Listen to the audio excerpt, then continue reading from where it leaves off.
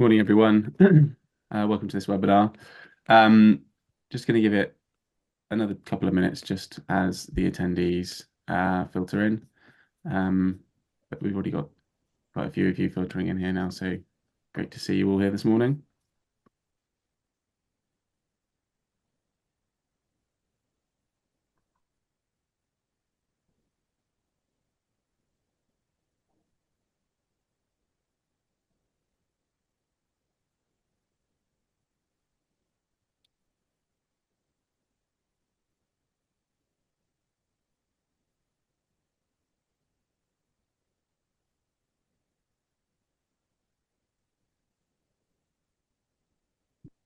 Get started now. Okay, good morning, everyone, and welcome to today's Damp and Mold Action and Awareness Week webinar on healthier homes, improving the indoor environment to address damp and mold. Thank you, everyone, for joining us. In this session, we'll dive into the critical topic of indoor environmental quality, particularly focusing on damp and mold. These issues not only affect the physical structure of our homes, but can have serious implications for our health, including triggering respiratory conditions like asthma and allergies, worsening symptoms for those with chronic respiratory illnesses, and even impacting mental well-being. Prolonged exposure to mold and damp conditions has been linked to headaches, fatigue, skin irritation, and can be particularly harmful to vulnerable groups such as children, the elderly, and those with compromised immune systems. So just before we jump in to presentations, just a couple of quick housekeeping items. So this session is being recorded and it will be shared after the event, so you can access it again afterwards. And we will also be running a Q&A at the end of the session. So please feel free to submit your questions through the Q&A box at the bottom of the screen, and we'll address as many of these as we can at the end of the session. You'll probably notice that three of us have the same name, but hopefully we can work our way through that one. So we're honoured to have a group of experts here dedicated to promoting healthier indoor environments. First, we have Dr. Gareth Morgan, Strategic Partnership Manager from Hywel Dda Health Board. Gareth is a public health practitioner with nearly 30 years of service in the NHS. Most of his career has been spent working in health inequalities, and since 2021, he has led a Bevan Exemplar project on housing and health. Phase one of this project has delivered a good practice guide, and phase two will look at developing further initiatives. And next, we have Connie Jennings, who is Director of Stronger Communities at WHG, and she's going to discuss WHG's program to ensure asthma-friendly homes and how it will partnership with the local, how its partnership with the local health organisations is helping to shape this. And then finally, we'll have Jenny Danson, co-founder and CEO of the Healthy Homes Hub. Jenny has 30 years experience in service improvement and digital transformation across several sectors. In 2024, she co-founded the Healthy Homes Hub, aiming to create a synergistic platform for stakeholders to collaborate, learn, and drive the agenda for healthier, more sustainable living environments. We're really grateful that all of you can join us today to share your knowledge and practical insights. And so without further ado, let's jump into our first presentation. And first up, we're going to hear from Gareth. Gareth, over to you. Well, diolch yn fawr, Sam. Thank you very much indeed. And bore da pawb. And diolch am chance am siarad â chi bore ma. Good morning, everyone. And thank you very much indeed for the opportunity to speak at the meeting today. Just for the avoidance of doubt, I'm Dr. Gareth Morgan, a public health practitioner. And the long post-nominal along the bottom there is the Fellow of the Royal Society of Public Health. So I'm very much a public health practitioner, and I'll talk a little bit about the health perspective. And Sam actually gave some of the headlines, and what I'll do is give a little bit more detail about that. Absolute privilege to be here today. I'm absolutely delighted to be here. And just a little bit about the organisation I work for, just in context. So I work for NHS Wales within Hywel Dda University Health Board. And that's one of 7 health boards in Wales. Wales is a country of 3 million people. Some of the worst housing stock in Europe in Wales, possibly a legacy of heavy industry. But Hywel Dda is one of the 7 health boards, and we serve a population of about 380,000 residents in the West Wales area. Quite a large geographical footprint. Some towns. So in the south, we've got some large towns like Llanelli Town. As we go up to Mid Wales, we've got a large town of Aberystwyth, but quite a lot of rural areas as well in Hywel Dda. So the title of my talk today is A Role for the NHS and Public Health, and very much in context of obviously Mould and Damp Awareness Week. And I've put that as a question because for me, this is really the start of a conversation, and hopefully there'll be further discussions going forward. Probably just one final thing of relevance to say before we get into the detail, which is I'm actually a non-medical public health practitioner. So I've got my doctorate in healthy aging. And as a result of that sort of non-medical background, I'm very much interested in the social model of health and what we would call in public health the upstream factors. And obviously, housing factors is a major part of that.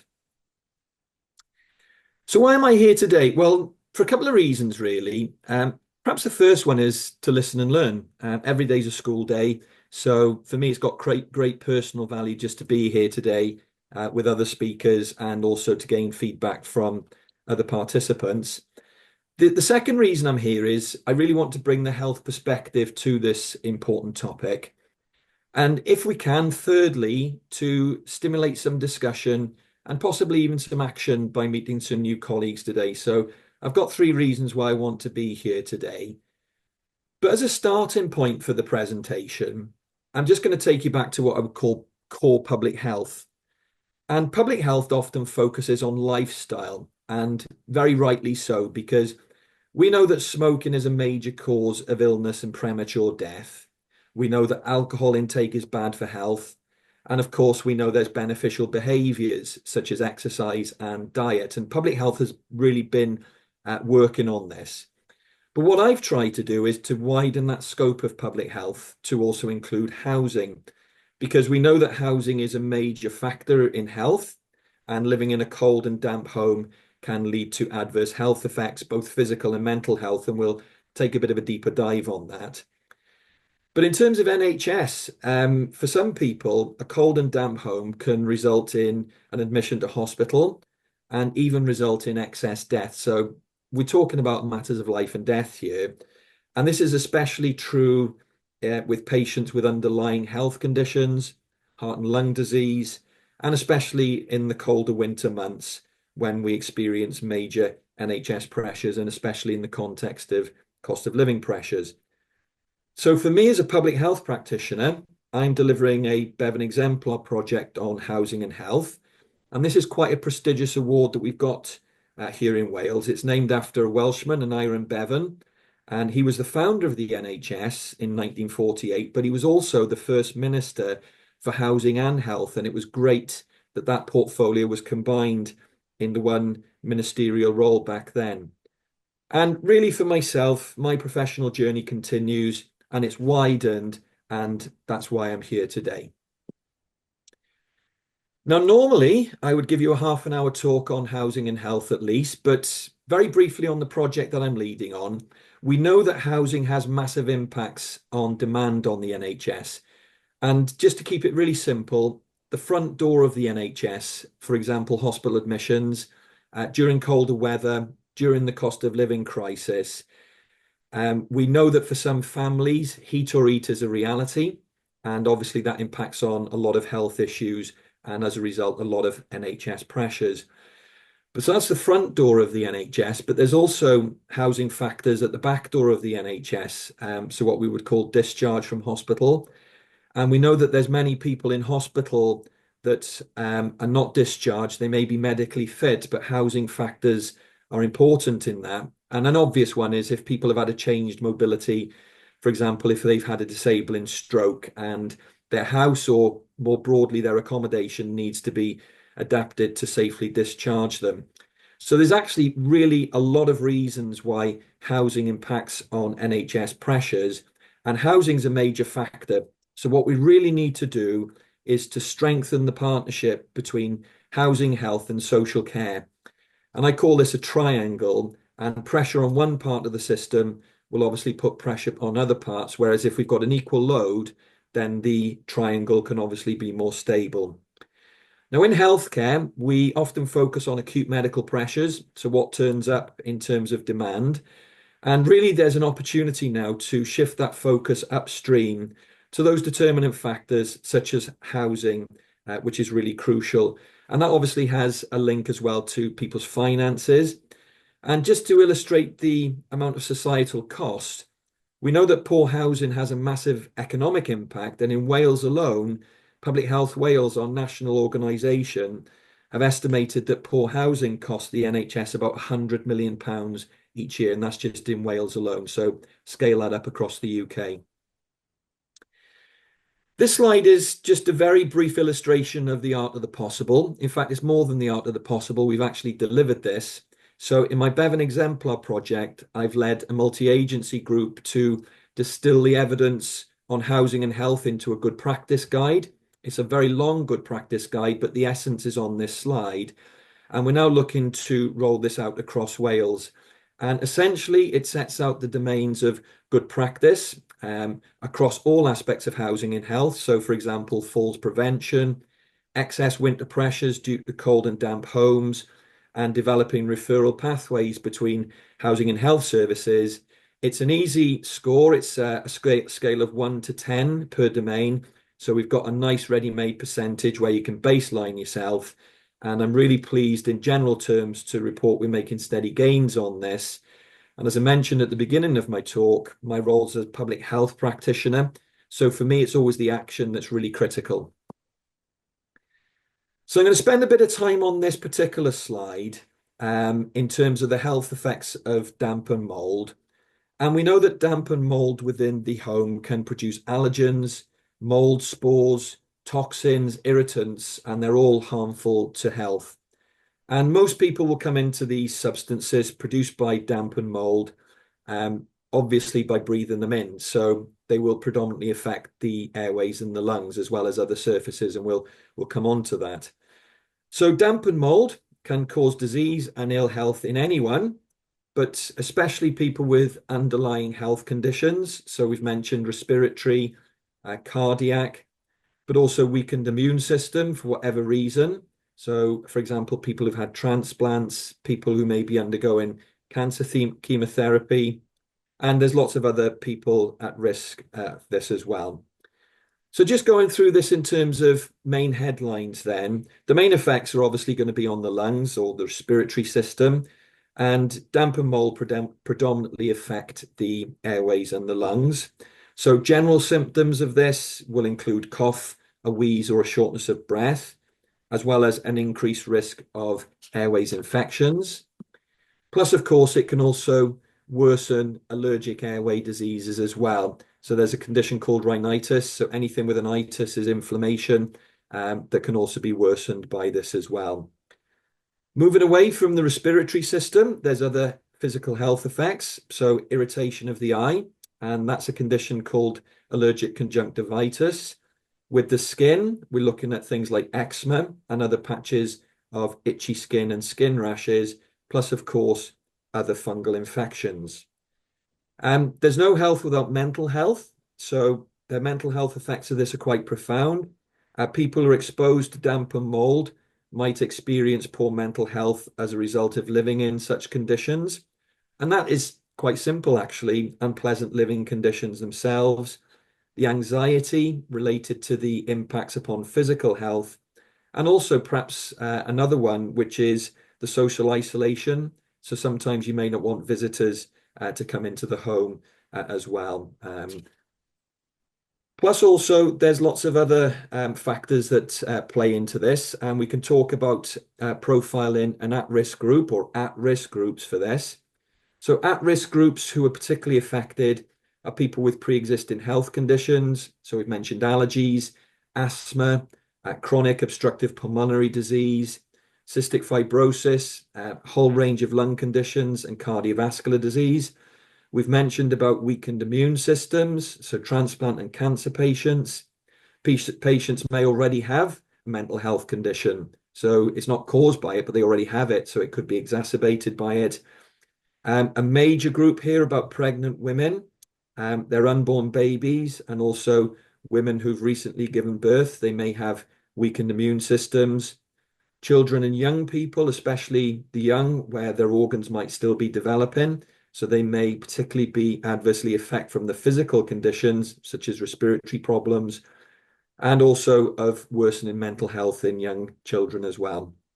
Plus, of course, older people who may have underlying health conditions, but particularly people who are bedbound, housebound, or have mobility problems.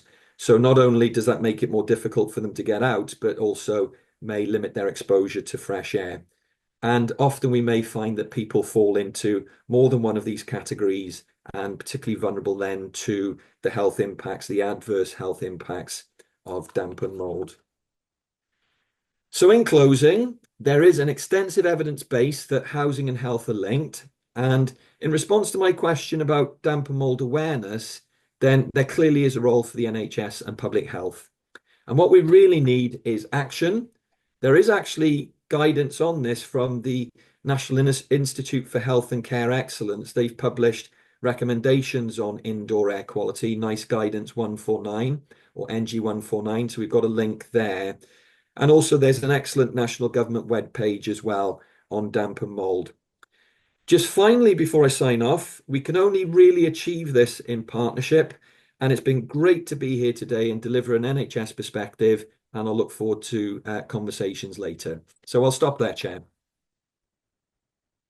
Thanks very much, Gareth. Yeah, some really great insights into your work there, and also flagging those sometimes quite severe health impacts of damp and mold. And we've seen, you know, a few stories even this week around those impacts that haven't necessarily been seen previously.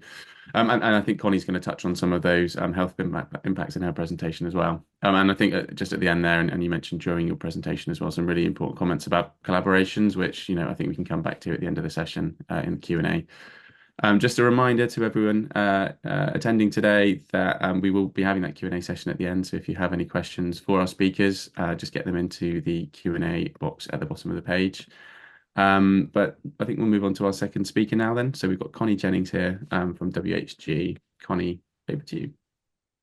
Yes, good morning, everybody. I'm just trying to share my slides as we speak. So my name's Connie Jennings. I work for WHG, which is a place-based housing association based in the West Midlands, predominantly in Walsall. Can you see my slides now? Yes, we've got them. Okay, so I'm just going to go to slideshow. So I normally do this presentation with my clinical colleague, Viv Marsh, who is the clinical lead, very strange title, for the Asthma Bundle of Care. And she works within the NHS Black Country Children and Young People's Asthma Team. So we would normally do this as double act. So it's important to say that this isn't just WHG's work, it's also part of the Black Country Integrated Care Board. So we've got a number of partners on this programme, which is called Aico in Asthma. The primary partners are, of course, our customers, children and families that live in our homes. WHG is very fortunate to be place-based. We've got 22,000 homes. However, 21 of those, 21,000 are within one local authority area, which gives us the opportunity to really engage and embed ourselves within, in England, what we call the integrated care system and the integrated care partnership, which is very much been alluded to in the previous presentation. So why is housing an enabler for positive health outcomes? Well, predominantly because the people that live in social housing are the core 20 population. So for those that don't know what that is, that's the 20% most deprived population as identified by the National Index of Multiple Deprivation. So what I say to our health colleagues is working with housing and through housing, they will have direct access to the very population that they need in order to reduce health inequalities. We obviously also work with our asthma transformation team and our local hospital, where we've now established a pathway between our paediatric ward and the housing organisation. And last but not least, and very importantly, we work with a small charity who provide a small amount of intervention and resources to help us do this work. So WHG have 6 transformational programmes which they've launched this year. The Aico in Asthma programme comes under Social Justice Transforming Lives. data-driven decisions, and also forward-thinking services. This is in recognition of the importance of this agenda in terms of the tenancy consumer standards, tenant satisfaction measures, but also because it's the right thing to do. It's a very small team, so we need to use data to drive where we place resources, and we also are looking towards tech opportunities in order to improve health outcomes. So just a bit of background for you around asthma. We're not doing great in the UK in terms of how we're looking after our children with asthma. We unfortunately have one of the highest admission rates, and that has a knock-on effect in terms of children and young people's life chances. If you are constantly off school because your asthma is not very well controlled, you're going to do worse at school, in particularly exams. And there is research that demonstrates that, unfortunately, asthma has a really strong correlation between child poverty and disadvantage, and that results in children that live in social housing being overrepresented in the children that end up in hospital due to their asthma. So in terms of where I work, which is in Warsaw in the West Midlands, we can see that children with asthma and deprivation go hand in hand, and also COPD in adults is also something that we're now looking at. We're looking at things like ethnicity, because there's correlation between, if you overlay those factors, that if you're somebody from a deprived background and you're from a non-white UK background, you're also much more likely to be impacted by asthma and end up in the emergency room at your local hospital. So because of this, as a national approach, the NHS have created something which they call the Core 20+5. So they look at a thematic clinical area, and I'm really pleased to see that asthma is in that Core 20+5 focus. And the idea of that is that we reduce the number of attacks that children and young people suffer, and that we also reduce an over-reliance on medications such as antibiotics or overuse of inhalers or inappropriate use of inhalers. So in the Black Country, which is the wider region that I work in, you can see Warsaw, which is the predominant area that we're focused in, has some of the highest rates for admission due to asthma. And that is due to a range of reasons, but predominantly because where our homes are, they're located in some of the top 10% most deprived wards in the country. So this is the asthma admissions from our Warsaw Children and Young People's team. And as you can see, they're all the factors that drive those cases of asthma and also the asthma attacks. And WHG is particularly interested in intervening in terms of the social determinants. So we know that, you know, your health is determined by how much money you've got, your housing conditions, the type of job you do, the area that you live in, and your connections to family and friends, alongside things like your behaviour and lifestyle, such as smoking. And as our previous presenter said, people in social housing are considered to be the last group in the population to be really hanging on to smoking as a stress reliever. So in terms of the work moving forward, we do need to start looking at smoking in the home as one of those issues that we can tackle as a health and housing system. Obviously, we had the death of Awab Ishak, but what I will say very proudly is that the ACE in Asthma programme began way before Pura Awab died. I lead safeguarding for WHG, and there was another little boy called Hakeem Hussein who died in Birmingham due to an asthma attack. Unfortunately, his mum had drug addiction problems, and his asthma care wasn't where it needed to be, and he had a completely avoidable death from asthma. That got me to overlay hospital admissions for asthma and WHG postcodes. And as I would expect, there was a strong correlation between children who live in social housing going into hospital due to asthma attacks. So our response was to use our evidence-based community champion model. So WHG have been working with community champions for nearly 20 years. Really proud to say the majority of people that work in my team live in our homes. So they are WHG customers with lived experience of the health inequality issue that we're trying to deal with. Really important that when we're recruiting people to work with families where there's a child with asthma, that they have direct lived experience of that. I created the programme using my own lived experience growing up in social housing and in a household that smoked. I saw members of my family ending up in hospital on a regular basis. So it's something that's really close to my heart. We use a 5-step theory of change. So champions go out into local communities to identify and engage and hook people into programmes. ACE in asthma is slightly different in that we also have referrals directly from the paediatric ward. We also always start by meeting people's basic needs. We know that people are struggling to heat and to eat, and that shouldn't be so in our country. I think we're the 6th richest country in the world, and those basic needs not being met is really something that the whole system needs to look at. Champions act as almost a human bridge. So we've got the person on one side needing the engagement and the support of health services, but there's a huge gap of mental and social capital, which the champions try and address by using clever conversations, which are coaching conversations. We use a range of hooks and incentives, such as kindness bags, to encourage people to work with us.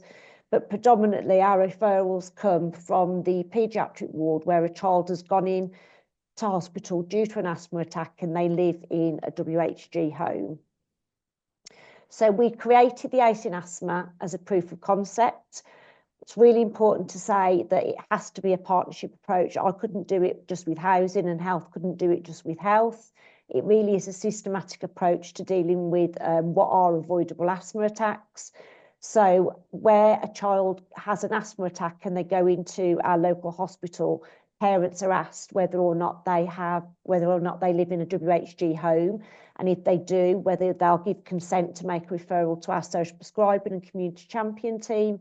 If they are given consent for that to happen, we then reconnect them or connect them for the first time to their community asthma services.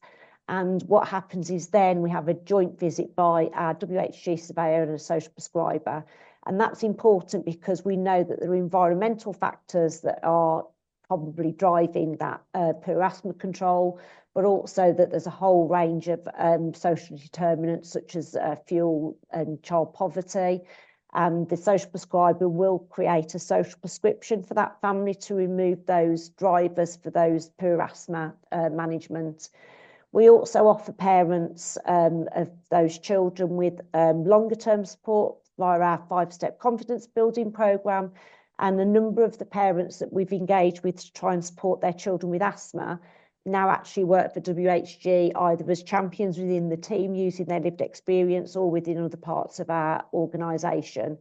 What's really important is that we re-engage parents and families with the community asthma services. We're not clinicians, we're just the broker or the enabler for that relationship to start. So we hold very local place-based community events, and consultants from the paediatric ward and community asthma nurses come along to those events where children who routinely don't attend their appointments are joining in with the events, and then they have an opportunity to have that one-to-one engagement with them.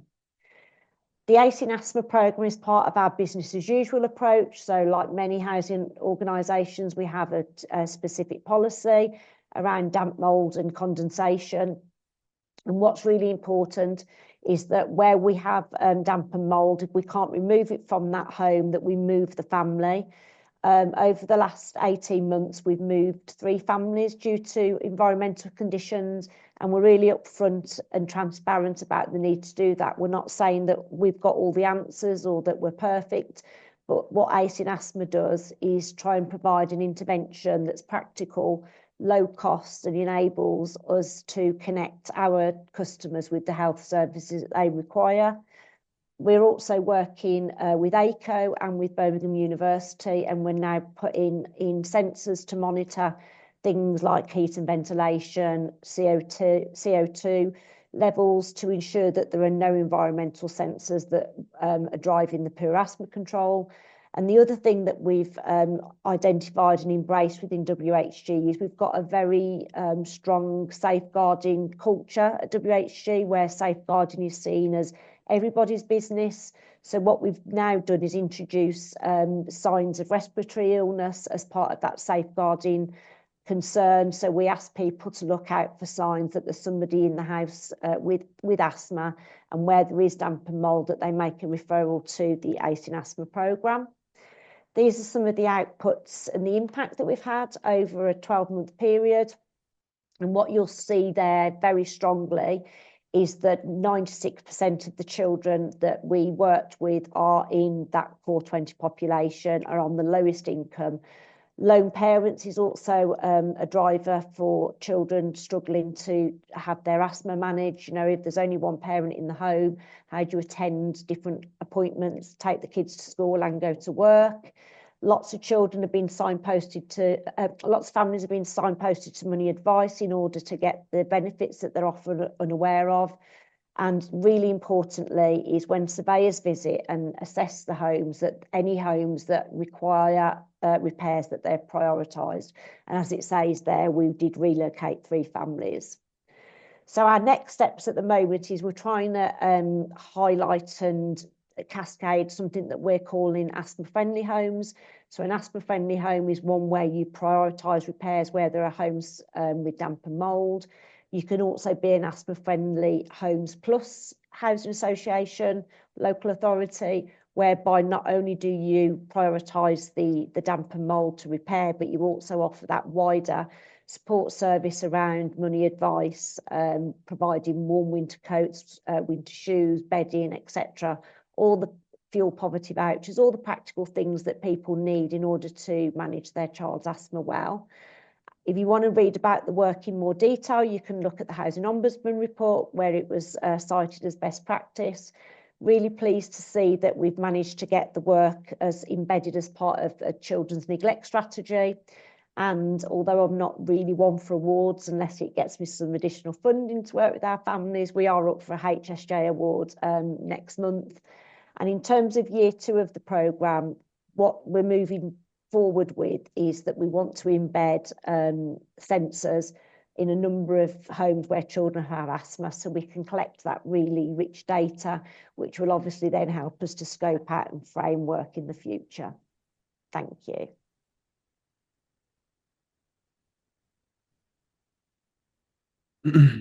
Thanks very much, Connie. Yeah, some really inspiring work going on there, and a really great example of that partnership approach to addressing health impacts and improving homes ultimately.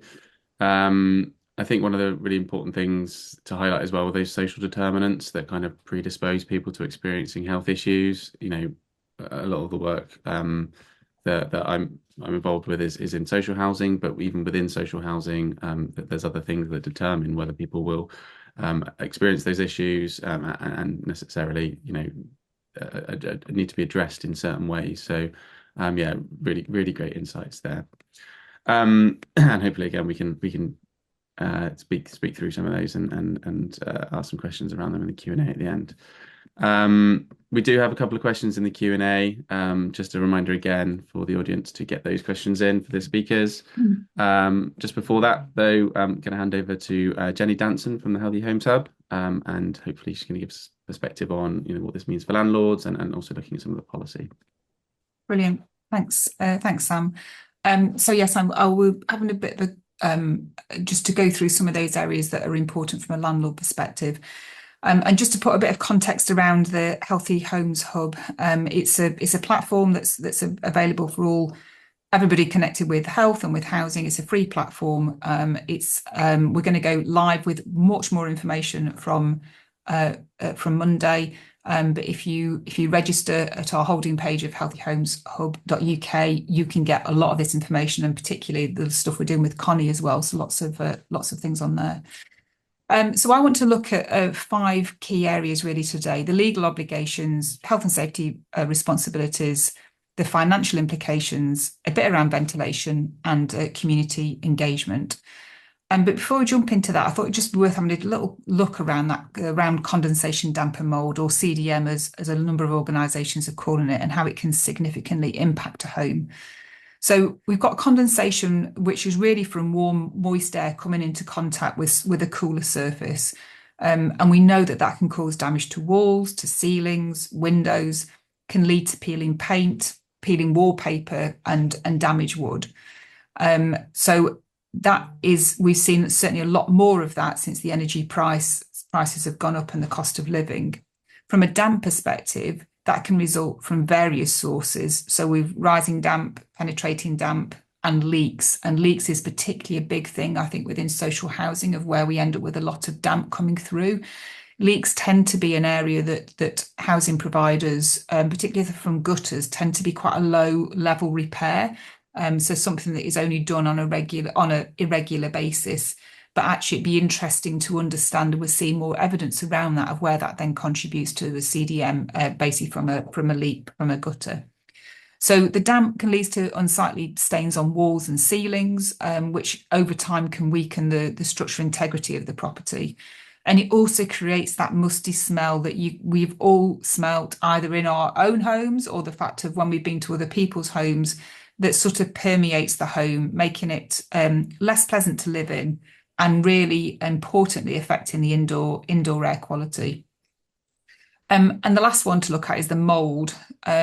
So that's mould growth is often that direct consequence of that condensation and damp. And exposure to mould, as we've already heard, can lead to a range of health issues, particularly around that respiratory problems, the skin irritation, and allergic reactions. I mean, many moulds are safe. We need them to make bread. We need them to create cheese. But there's thousands of them, but some can produce the mycotoxins, which can be harmful to health, and they're the ones that are really causing us the problem. So CDM can be caused by, but not limited to leaks, underheating, insufficient ventilation or poor ventilation, rising damp, lateral damp, and poor drainage. So I think it's important to remind us of that up front, because each of them requires a different solution. But many of the things that I'll just go through now, I think will cover all of them. So the legal obligations, Connie's already talked around Awab's law, and named after that the tragic case that she alluded to. And this new legislation requires landlords to investigate and address those damp and mould issues within a specific timescale. And this is going to be quite a challenge to how many organisations are managing CDM now, but really serves as a vital reminder of our responsibility to ensure the safe and well-being of our tenants. And additionally, the Homes Fitness for Human Habitation Act of 2018, we must ensure that our properties are fit for tenants to live in and comply with building regulations. So we know that actually non-compliance within those areas can lead to enforcement actions and legal consequences. So if we then move on to look at health and safety, we must really recognise those serious risks associated with damp and mould, which we've all talked about, and the issues that creates for our residents. And to mitigate these risks, knowing what is happening in our homes is crucial. And Connie's already mentioned the use of the IoT devices, of using Aico devices and sensors to help triangulate that vast amount of data that we have on our properties. We can use that technology to really help predict with some accuracy where damp and mould is likely. So using that data along with your repairs history and other information can really help predicting where that's likely to happen. And by identifying those potential damp and mould issues early, we can take a lot more necessary steps to ensure compliance with the health and safety regulations, but it also protects our tenants, most importantly, and safeguarding the properties as responsible landlords. So that proactive element is certainly something that we're really pushing for from a Healthy Homes perspective, because we should know where these things, where those cases potentially could be, and those not only the ones we've got, but the ones that are likely to follow from that. Looking at the financial implications, we know that actually that can lead to significant costs down the line. So not only we've got disrepair claims that are coming through, but the issues that we've talked about of decanting residents or moving them to different accommodation. And on the flip side, investing in property upgrades like improving insulation and ventilation can help us meet not only the updated decent home standard and save the resident money in the long run, but it's really an investment for both our properties and the tenants' health. And we know that actually there's more data again coming through that by upgrading those homes, there is significantly less repairs that happen, which actually means overall, as a landlord, you are saving money. So I think, again, an area where data is going to really help us get to this, get to where we want to be able to get to, and help save money, but do absolutely the right thing by tenants. The ventilation element of it, a really key aspect, which surprises me still that it's still quite often overlooked. And as landlords, we've got responsibility to install and maintain effective ventilation systems. Now, whether that's an extractor fans in kitchens and bathrooms, or whether that is something that's a bit more, when we start looking at retrofitting properly, is looking at mechanical ventilation within there. Regular inspections and servicing of these systems are really crucial to ensure that they function properly. I've heard, and I'm sure you have, of so many stories where the ventilation's been installed back to front, where the fact it's not adequately maintained, where it's then turned off. But again, if you've got a really noisy fan, actually, I can see why residents do that. But there's lots of solutions in there to look at where that is not the case. And we've got to also educate everybody, not just residents, but actually people that work in our organisations on the importance of ventilation, and ensuring that actually people use the extractor fans when they're cooking and when they're having a shower, and actually opening windows as well to be able to promote some of that airflow. So I think the ventilation bit really is key, and I could have a whole session on ventilation. The last area, but probably the most important with ventilation, is that communication with tenants and keeping them informed around the property conditions and the actions that need to be taken to address damp and mould and what they can do. Now, absolutely, this is not around putting a blame on for tenants at all. There is a number of things that are purely down for the landlord, but all of us need to understand, if we're trying to be able to save money, what the effect of that is. And particularly, we talked about condensation to start off with, where it'll go to the coldest place. It's understanding some of that basic building physics that will really help understand how you then best manage and heat your home. So there's lots of examples of how we can do this. Many of those are happening this week in the Damp and Mould Awareness Week. So really, I suppose to conclude, addressing damp and mould for me is not just about compliance. It's really about ensuring our tenants' health and well-being. And that element of by taking those proactive measures, really investing in our property improvements and maintaining that clear communication, we can really enhance the living conditions and mitigate the risks associated with it. Thank you very much, Jenny. Yeah, some really interesting points that we haven't necessarily touched on yet from Gareth and Connie's presentations, but really, really key. And actually, I think I'm just going to come back to you straight away on something you kind of touched on, and that was kind of communication. And I think one of the key things here in terms of making a difference in people's homes and understanding how we can improve the conditions within homes is communicating what to do. So ventilation obviously a really important aspect. So but how do we go about communicating what to do in people's homes? How do we know what that advice should be? And ultimately, how do we test whether those things are actually working for people? Because there's definitely frustrations around being told to do one thing and not seeing an outcome. So yeah, I think it's really an interesting area to just to explore.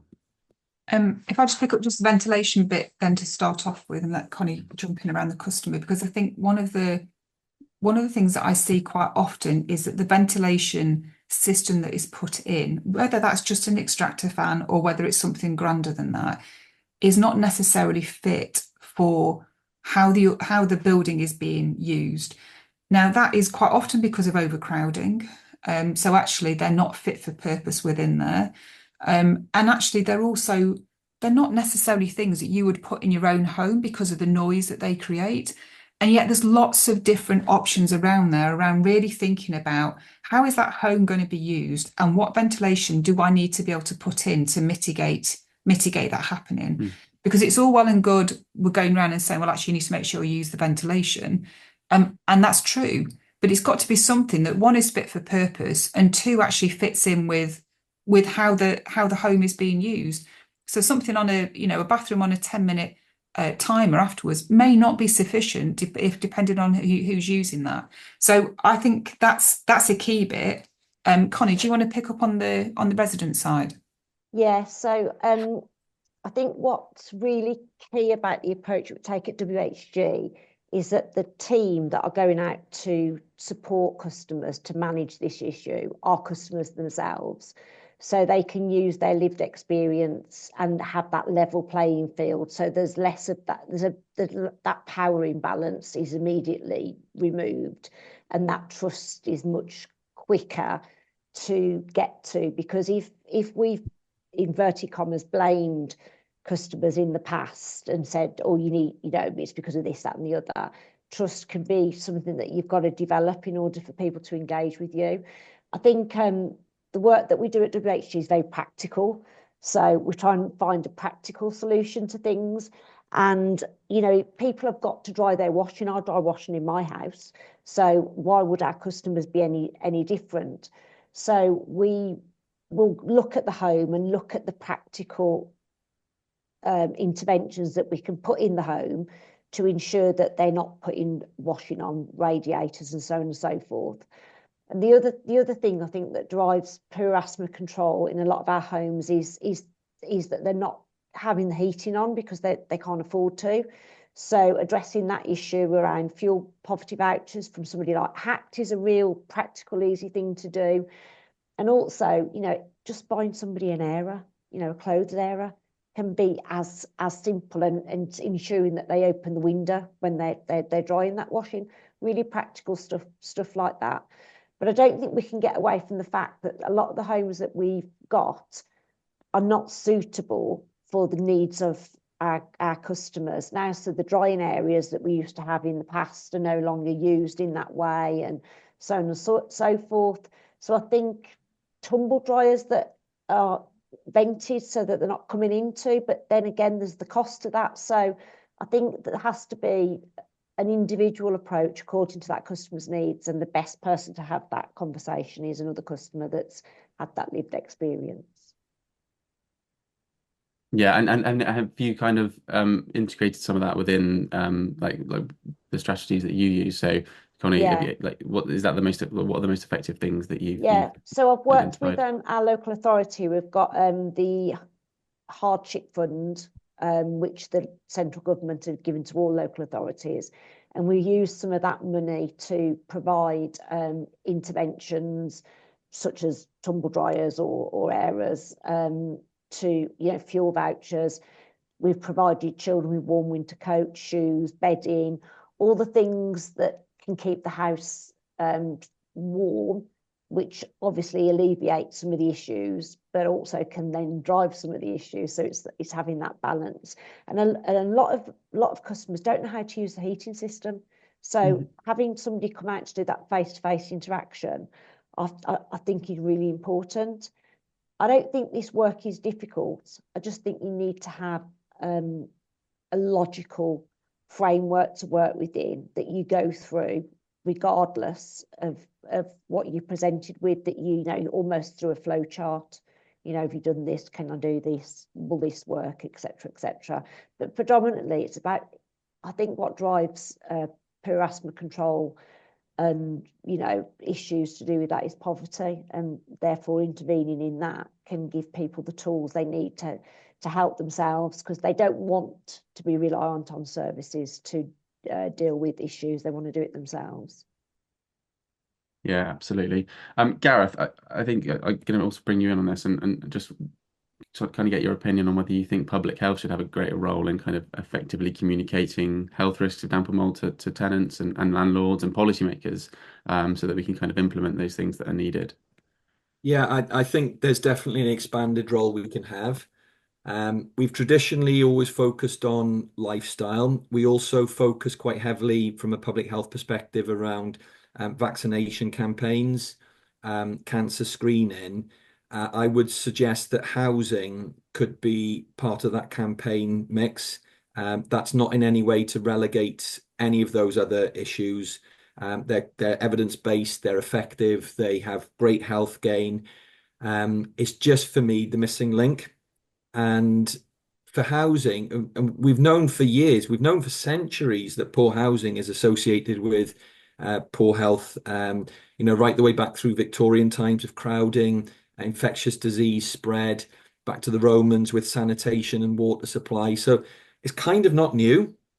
And as a public health, we need to move towards that space rather than back away from it. Part of the challenge, I think, is the partnership working. So we often see this as a local authority domain or a housing association domain. Health needs to be actively involved in this. And some of the things that we can do is to start to flag it as a health risk. So when we've got something in Wales, may have something similar in England, called MEC, which is making every contact count. We'll do brief interventions around alcohol and smoking.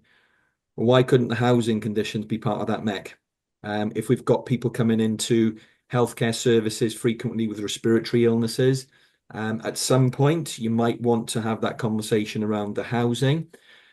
I would also see it as something that potentially, again, I'm speaking from a Welsh perspective, you may have equivalents in other nations. We've got things called social prescribers, which is the non-medical intervention. So why couldn't people be referred to housing support? So I think there's lots of opportunities for this, and we need to move towards that. We need to close the gap between housing, health, and social care. At the moment, they're disparate parts. We need them integrated. Yeah, absolutely. And, as you can see from kind of the work that Connie's doing, and you, Gareth, you've done work around the Bevan exemplar, looking at best practice around this. There are things happening. What do we need to kind of join these up across a bigger area? Does it need to come from the top down, or do we just keep providing like an evidence base? I'm happy for anyone. Connie, maybe. I know obviously Yeah. you're involved in that. I think in the Black Country we are there. So WHG are working with the Black Country Integrated Care Board, and we've created a Black Country Health and Housing Forum, which is all the regional housing providers coming together to work alongside our health colleagues. And what we then do, so I have my own social prescribing team within WHG, which is funded by WHG, not funded by health. So we've absolutely recognised the fact that we need to make every contact count, and we use what we call a clever conversation, which uses coaching skills and motivational interviewing skills to hook that person in. But we also use incentives. There's a lot of research around the fog theory and nudge. So initially you engage somebody, giving them something that they want or need or aspire to have as that conversation starter. So we do kindness bags. So it may be we do a kindness bag for a child with asthma that's, pajamas, dressing gown, slippers, which is, difficult for some parents to provide. That's the relationship hook in order for us then to have that more formal conversation. But the Black Country Health and Housing Forum are going to lift and shift things like ACE in asthma. So it becomes a regional programme, and the community champion model will also become a regional programme. So in England, I think we have got those mechanisms, and the National Housing Federation just produced a report platforming MEC to housing providers. But I think clever conversation sounds far more interesting than MEC. Yeah. I was going to add, Sam, that I think that was one of the drivers for setting up Healthy Homes Hub as well, because there's some amazing work that's going on across the UK on where health and housing are working together. And we need to, in my view, there's more than enough evidence to be able to suggest, and as Gareth said, this goes back a number of years, that actually the link between health and housing. And I think we've just got to be able to start pushing that narrative even more so, particularly because the fact of the work that we've got to do to decarbonise our homes. It absolutely makes sense that we produce healthy homes out of that, and not homes that are unhealthier because we've not thought all of these things through. And we've seen it too often where we are getting a home to a EPC A, but it's actually having more condensation, damp and mold problems than actually some of the other properties around EPCC.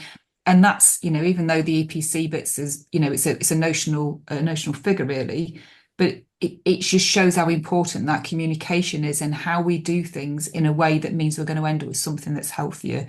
Otherwise, we're going to be spending an awful lot of money and actually ending up putting people in potentially more unhealthier situations than they are now. Yeah, absolutely. I think one of the interesting questions coming out of this is what landlords can do, what next steps they can take to kind of look at improving their homes. Like obviously, they have to look at the balance between the cost of ongoing repair works, improvements for damp and mold, particularly, and also things like making sure that their rents are still affordable. So what can if you had to give a kind of a piece of advice to a landlord, as a next step who haven't necessarily made a step on the journey yet. And I see in the Q&A, Connie's had a conversation already with one landlord, actually from Wales as well, Gareth. So it might be something to you pick up on. What can they do as a next step to start on that journey?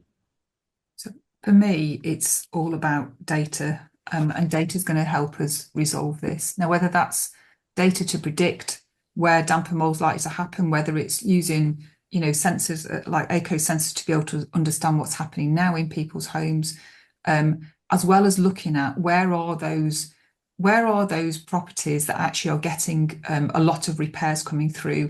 How can that relate back to a damp and mold perspective? I talked before about guttering and things too, just looking at where leaks come from. How many leaks do you have in your organisation that then lead through to a damp and mold case? And a lot of times we've got this data, but we're not necessarily looking at it in the whole to understand how we can use that data and predict. So if there's a starting point for me, it is using that data and understanding some of those themes and trends that are happening within the housing stock that you're managing. Mm-hmm. Connie, did you have anything to add to that?